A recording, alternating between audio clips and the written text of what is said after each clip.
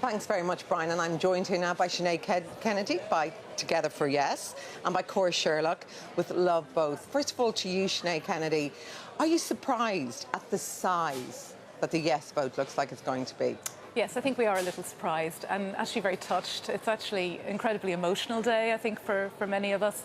It has been an extraordinary campaign, very much, I think, a grassroots campaign led on the ground by ordinary women. Not that I'm saying there's anything ordinary about them, but people who were not maybe involved in politics before and have come out and have led in their local areas and have brought us to this, very historic day.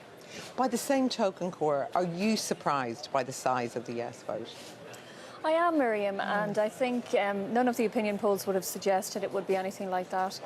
People won't be surprised when I say that I think it's a very sad day for Ireland. We have removed something very precious, the right to life of unborn babies, and we have done that, without any need. There was no need to do this for women's health. Women are perfectly safe in Ireland, and there was no reason to introduce abortion for women's health. Why do you think that such a large group of people, maybe almost 70%, rural, urban, young, old, male, female, why do you believe they voted so overwhelmingly for a Yes vote?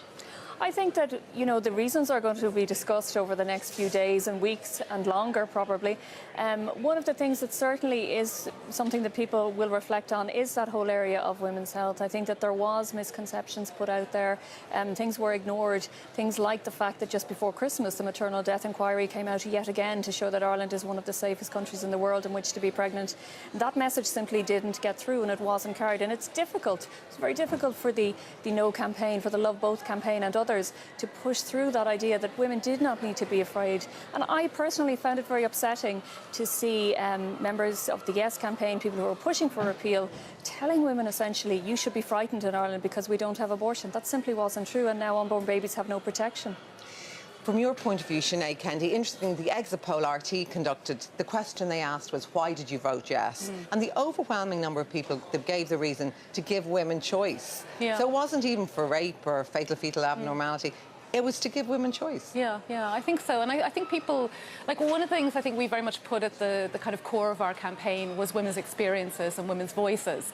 And that is something that, if you think about the long history of the abortion debate in Ireland, we haven't seen women's voices all that prevalent until recently, and, led by very courageous women who came forward and told their stories.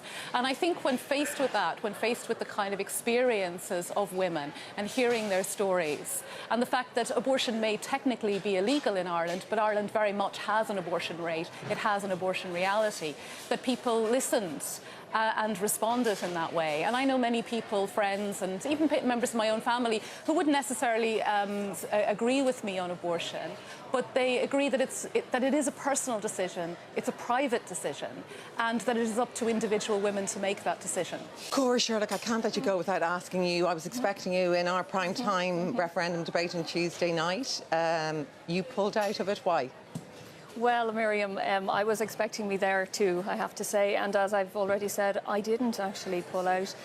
What I would say about that, and I think the Love Both campaign have already said that they made a campaign decision. They were concerned about the fact that there was a doctor on the panel, and there was a little bit of meddling went on with the panel. It wasn't something that I was involved with.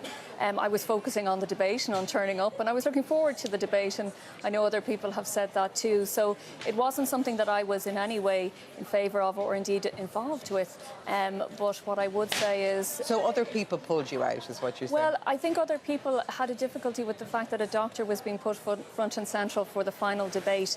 And I think, like I say, once a person is withdrawn for that reason, then we saw what happened and it turned into headlines. Did you mind being pulled out? Yes, I did. I did, absolutely, because, I wanted to debate Simon Harris, and I think a lot of people wanted to see me debate Simon Harris. But look, it was one moment, and I think that Peadar Tóibín did a fantastic job. I don't think it would have made any difference given the situation we are today, but sure, we'll never know how that debate would have gone.